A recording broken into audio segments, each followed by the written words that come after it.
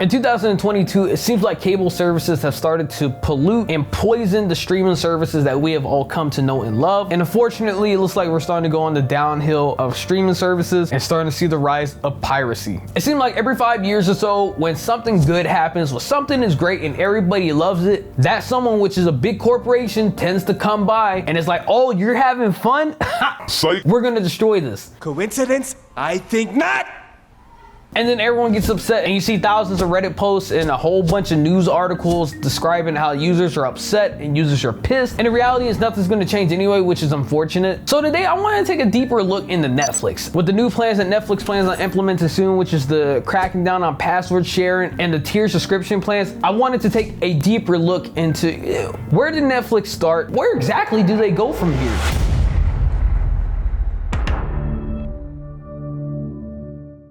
So let's start where it all began, right? Before Netflix started, at least when I was a kid, we used things such as Blockbuster. Depending on your age, you may or may not know it no more. It sounds like a relic. Something you learned in the history book when you're in class now. You're some Zoomer in history class learning about the existence of Blockbuster and how it died. But when I was a kid, Blockbuster was like the go-to place. I would get all my video games and it's like an experience you can't describe unless you actually was there. Think of all the mature, responsible things you could be doing. Helping old ladies cross the street, proudly maintaining your yard, hanging with your folks, or cleaning your room. But get real, you'd rather be playing video games. You can rent them from Blockbuster. They've got more of the coolest new Nintendo, Super Nintendo, and Sega Genesis games for rent than anyone in the world. So dudes, why not get your games at Blockbuster? It's the mature thing to do.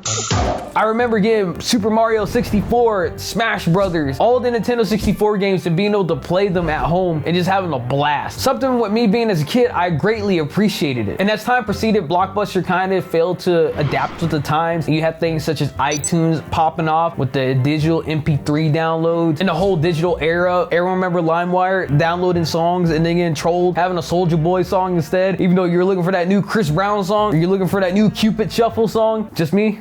It's all right. I understand. But with that, it started to mark the change of how people consume their content and where things were slowly starting to go. So then we move along to 2005 where YouTube starts to show up, which I guess you can technically count that as the first video streaming platform. But if you were looking for your favorite cable TV shows or anything along those lines, you wasn't going to find it on YouTube unless you caught someone uploading some cam recording or they figured out a way to record their screen and post it on the internet. Fast forward 2 more years and then you would have Netflix, a new competitor, hop into the game. So January 16, 2007 is when Netflix decided to throw their hat into the ring and decided to start doing their own streaming service. And that was the point where everything changed forever. It might have been slowly, but it surely caught up pretty quickly. And then later that year, you actually had Hulu jump into the game as well too, which they launched October 29th, 2007. So now that we have a little idea where things started, where are we now? So to say that video streaming services are simple and easy to understand as they were back when they first launched years ago, that would be a lie. It's extremely complex now, and it's to the point where you almost don't even want to pay for a service anymore. If you're enjoying this video, consider hitting the like, subscribe button. Helps out this channel greatly, allows this video to be pushed out to the algorithm so more people can see stuff like this, and it's a great way to support the channel and so I don't fade into oblivion like Blockbuster. So it's kind of funny doing research seeing that Netflix, the company that pretty much pioneered the way for this online streaming service, has pretty much failed to adapt with the time. It's kind of boggling really if you think about it. When you look at all the options that you have now, such as Hulu, Disney Plus, HBO Max, all these other different competitors, you start to wonder, what does Netflix really still offer? Answer is not much. There's not much they provide anymore to the end consumer that they want to watch because Netflix has the habit to kill all shows within their second season. Nothing ever gets a proper closure, and Netflix wants to keep spending unlimited money on movies that are garbage. It doesn't lead anywhere at all. Instead, they're just wasting and throwing money down the drain, and then that leads them to want to try new options out, such as them wanting to now crack down on password sharing and trying to introduce a new subscription model, which their current model already sucks. So let's talk about this for a second. Let's see what Netflix offers on their website. So for the basic $9.99 plan, you can watch it on one screen, you can watch it on one phone or a tablet, you can have unlimited movies, TV shows, and mobile games, which I don't think anyone's ever used it for mobile games. I didn't even know that was a thing, so that color me surprised. You can watch on your laptop, TV, phone, and tablet. That's almost kind of confusing because they literally had the same thing at the beginning of it. And guess what? You get no HD and you get no Ultra HD. What? This is 2022. Why is that still not a thing? Why is that not already by default? That shouldn't even be an option per plan. That's awful. That makes no sense to me. But you know what? Let's keep going in. So on the standard plan for $15.49, you can watch on 2 screens, 2 phones or tablets. You can watch unlimited movies, TV shows, and mobile games. You can watch on your laptop, TV, phone, and tablet, and then you get HD available. Woo! Almost 16 bucks.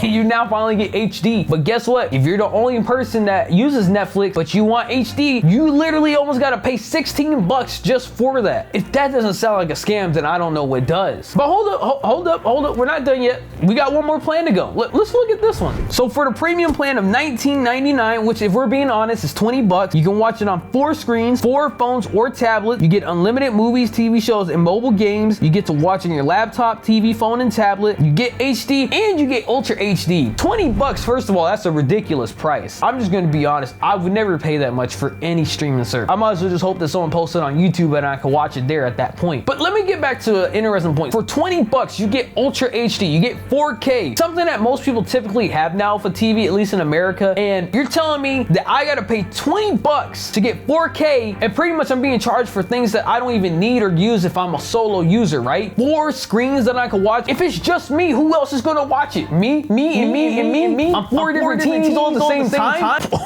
What? That makes no sense. That shouldn't even be a charge. Netflix is pretty much price gouging it, making you pay for more for something that you don't even actually use. It's time to stop. It's time to stop, okay? No more.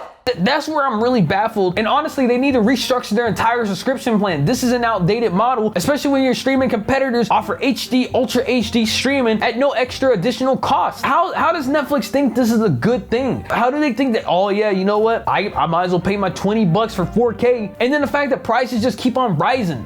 Like, what? What? When you look at what other streaming competitors offer, and then when you look at what Netflix offers, it's kind of wild to me that Netflix thinks that with them compared to other streaming competitors, that the prices that they charge is justifiable compared to what you get in the service that you get. So let's look at Hulu, for instance, right? So for $6.99, you might get ads, but at least you get 1080p, and then you get select 4K on select content. Yes, ads suck. I get that. I don't like ads either. But this is a way better deal than anything you would ever get on Netflix, especially considering the fact that 9 out of 10, Netflix doesn't really have a lot of great content anymore. Like I stated earlier, a lot of the Netflix shows that people tend to like or are interested in either don't get extended long enough because they get killed off by the second season, or Netflix doesn't even waste their time making them because they're more focused on trying to make shows like Avatar: The Last Airbender live action, where they got the creator on board and then they ignored all the feedback and advice given. Or you look at the Cowboy Bebop show that failed because they decided to ignore it and do their own thing as well too, even though they had the creator on board, and then they just disregarded everything he said and wanted to do their own thing. Netflix, you ruining your own shows. You waste things on like Death Note live adaptation. Anime live adaptations in general are awful. None of them have been great. Don't know why they keep investing in it. Why don't you invest in making original content or try to fund anime projects that never got past season 1 or season 2? Things that people actually have watched and has already had a proven track record, instead of making live action that people are just gonna make memes of and disregard and hate on the internet, and people are gonna act like it never even existed to begin with. What are you doing? And then on top of that, then you got Disney Plus, right? Disney Plus for $7.99, you get the whole Disney catalog involving Marvel and everything else along those lines. And with that $7.99, you get 4K and HDR. $8, I got 4K and HDR. Whereas for Netflix, I gotta pay 20 bucks for 4K. You starting to see the problem here, Netflix? Now I know it has ads, but Disney offers a bundle with Hulu for $13.99, which actually, you know what? It's not that bad compared to what you get with Netflix for 20 bucks or even 15 bucks. Because you know, I'm not even gonna act like the basic tier exists, because that's an outright scam. You don't even have HD with that. No one wants to watch their content at like 360p, 480p. No one's doing that these days. So we're looking at a standard plan for $15.49. You get all of Netflix catalog and then you get HD content. Which if you go with Disney for $13.99, you got Hulu and then you got Disney's whole catalog. Yes, Hulu has ads, but now you have access to their whole catalog as well. Netflix is burying their own grave, I think, out of stubbornness and just being out of touch with reality. When you're literally destroying your own content and you're sabotaging yourself, and then you're starting to make moves such as cracking down on password sharing for the people that are still even using your service, it's a bad look. And now you're going to look at trying to add a subscription tier, which if it doesn't even have HD because their basic tier doesn't have it, I don't know where this ad tier is going to fit in if they're going to offer HD, but it just comes off as super out of touch. Like, you need to just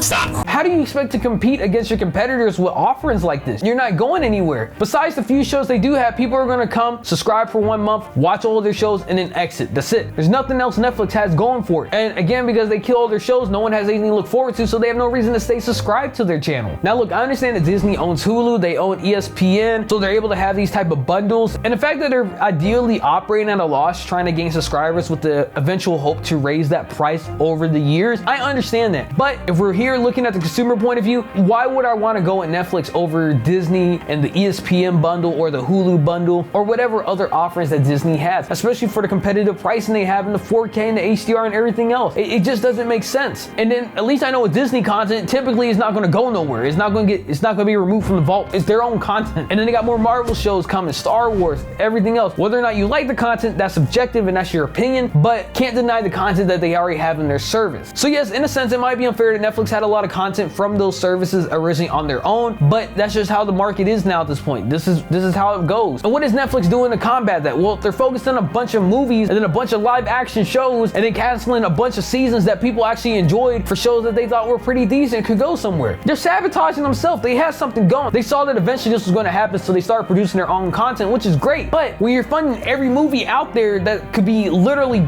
straight garbage, and you're wasting your time on live adaptations that have already failed in the past, and then you're trying to establish shows that already had seasons going with viewers who are looking forward to the next one, what do you expect to happen? You think people are going to be happy with this? And then you drop the whole bomb talking about password crackdowns. Where do you expect to go from here? Up? You're going to go down, bro. Now, the unfortunate fact is I don't think Netflix will ever fade away like Blockbuster, but I can see a future where they would eventually get bought out if things got bad enough. Another company will try and see what they can do with the company in their hands and see if they can revive it and make it a true competitor among all the video streaming services currently out there. I don't know, man. It's interesting. I can't wait to see how this Netflix arc continues. I want to see what happens with their numbers once they implement all the things they have announced. I think it's just going to crash and burn for them, and it's just really going to be a bad look. But who knows? I could be wrong, and if I am, so be it. But I sincerely doubt that